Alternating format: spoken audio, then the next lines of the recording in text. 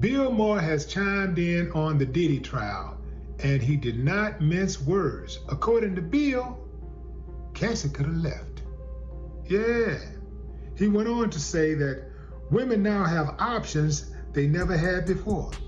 Abusers are now going to prison. Cops are listening to them.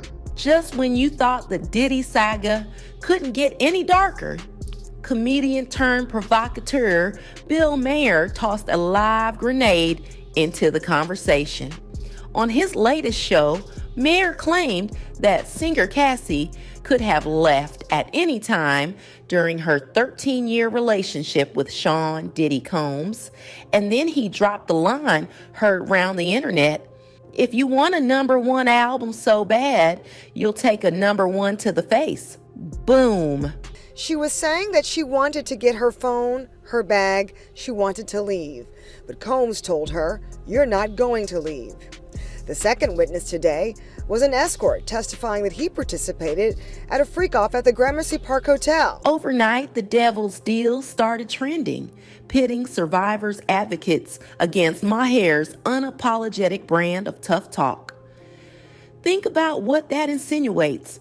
Not only does it frame Cassie as a willing accomplice, it flips the spotlight from Diddy's alleged brutality to Cassie's supposed ambition. To Maher, the choice was simple: stay and reap the rewards, or walk away and save yourself. Music mogul Sean Diddy Combs back behind bars, a magistrate judge denying him bail, saying that there were no conditions that she could conceive of that would make her confident that he would appear again for other court appearances. The judge saying, "My concern is this is a crime that happens behind closed doors." But behind that glib logic lies a labyrinth of power dynamics, airtight NDAs, and industry blacklisting, forces that can chain an artist tighter than any handcuffs. Was Cassie truly free to leave, or was she trapped inside a velvet cage where every exit came with a price tag? And if Maher's words resurface at Diddy's looming trial? Diddy's lawyers had argued that he had made good faith efforts by showing up in New York ready to surrender to face these charges, but prosecutors said that he could not be trusted, that he has a history of trying to intimidate witnesses, including some who are going to be witnesses in this case. Could they actually help the defense argue enthusiastic consent? That's the puzzle we're unpacking today, because this isn't just a hot take. It's a litmus test for how far the culture has really moved since Me Too exploded in 2017.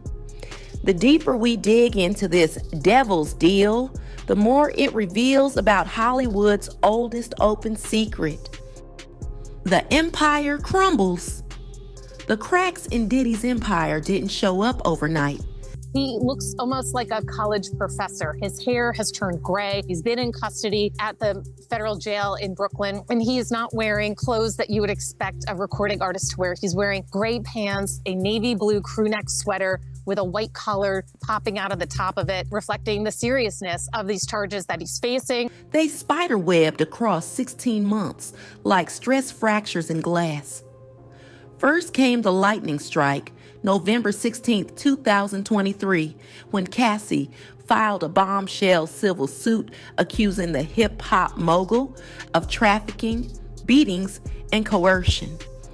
Less than 24 hours later, the case vanished in a hush-hush settlement rumored near 8 figures. The first witness, former Intercontinental Hotel security guard Israel Flores, testified about responding to that now infamous incident, speaking with Combs and his ex-girlfriend, a key witness in this case, Cassie Ventura. But that check couldn't plug the dam. By January 2024, 3 more women stepped forward with eerily similar allegations. Then came the footage nobody could unsay.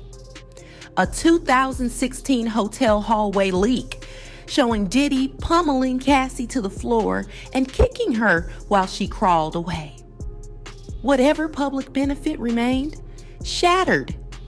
The real earthquake hit in March 2025.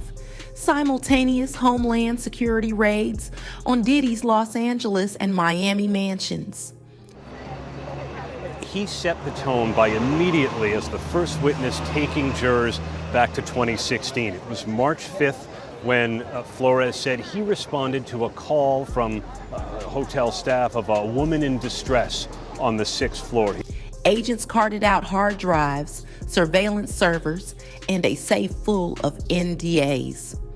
By April, a federal grand jury circled charges of trafficking, obstruction, and racketeering. Suddenly, the man once hailed as hip-hop's ultimate survivor looked like a king whose empire was crumbling. That's the storm Cassie stepped into, and the backdrop against which Bill Maher lobbed his grenade. The smoke started when Maher's monologue hit the airwaves. He opened with what sounded reasonable. Women today have recourse: hotlines, shelters, sympathetic cops. Sean P. Diddy Combs' family arrived for day one of his trafficking trial. How is your father feeling today? They walked into the federal courthouse in Manhattan, hand in hand, in a gesture of solidarity. Then he pivoted to text messages he claimed proved enthusiastic consent. According to Maher, Cassie texted about being down for freak-offs and joked about earning that next #1. Maher's argument was brutal. Those messages, plus Cassie's decision to stay equal full agency. She weighed the cost, eyed the reward, chart-topping singles, red carpet fame, Diddy's billion-dollar Rolodex, and chose glamour over escape. We have the latest from federal court in the Sean Combs criminal case. Status of jury selection, what Diddy's going to be wearing, violation of a gag order, rejecting a plea offer. That's when he unleashed the line. If you want a #1 album so badly, you'll take a #1 to the face, and some of that's on you. In one breath, Maher acknowledged Diddy belongs behind bars, yet painted Cassie's suffering as a calculated trade-off. It's exactly what defense lawyers dream of: voluntary participation, mutual benefit, no imprisonment, just two consenting adults in the entertainment world.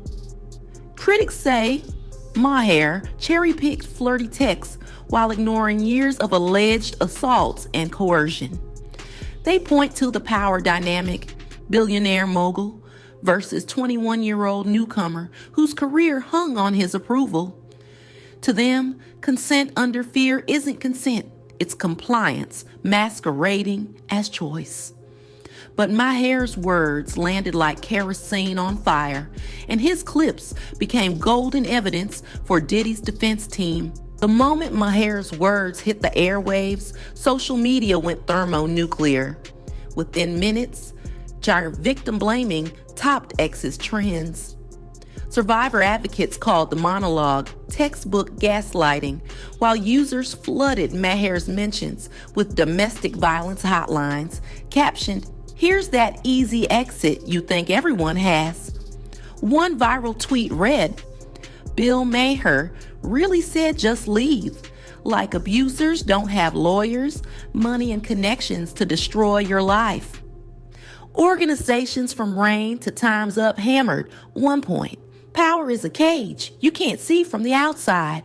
Studies show financial dependence and trauma bonding keep victims tethered long after outsiders think the door is open. By breakfast, a Change.org petition demanding HBO apologize hit 250,000 signatures. Subscribers threatened cancellations. Advertisers faced boycott threats.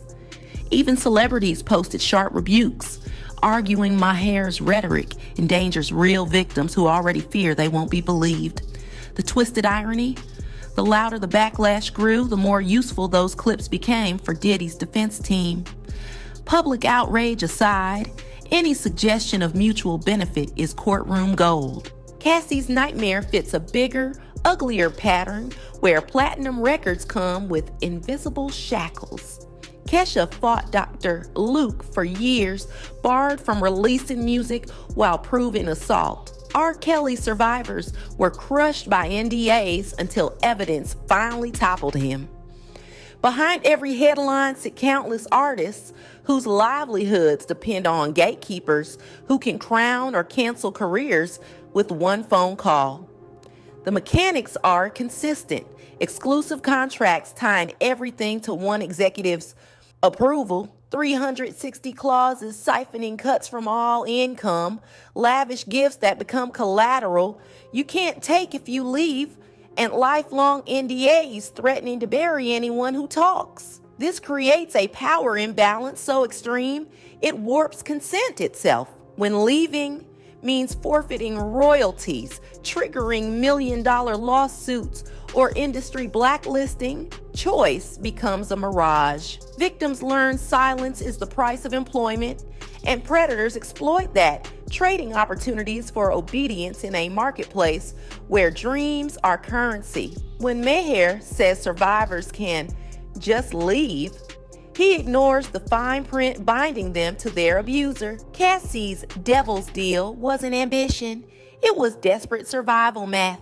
Diddy's lawyers are weaponizing Maher's monologue as Exhibit A, arguing Cassie was a savvy adult negotiating access for lifestyle perks. If she texted, "I'm down for anything," how can a jury call it captivity? But prosecutors built a titanium wall of context.